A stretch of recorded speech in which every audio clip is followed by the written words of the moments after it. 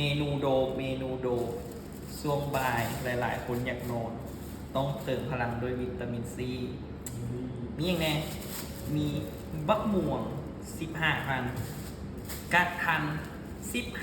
15,000ไอ้เท่าไหร่ 15,000 ประกอบเดี๋ยวจะมาซิมเอาได้กันมาแมน2เจลมันมีเจลเกลือและเจลปัดเดกเดี๋ยวให้สักเจลเกลือก่อนซิมเจลเกลือก่อนเบิ่งกินบ่ได้ มา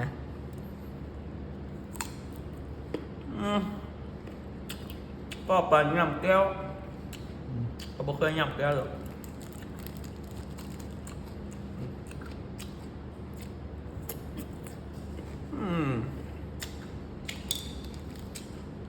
มาเดี๋ยวมาซิมบักกอก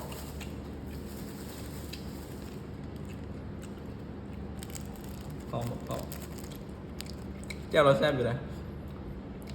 บดละเอียดนี่กระหัง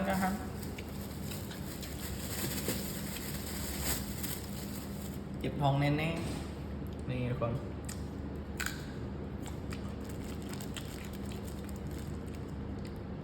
ก็ไปบึด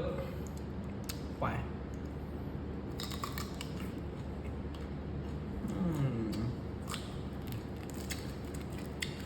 ไปลอง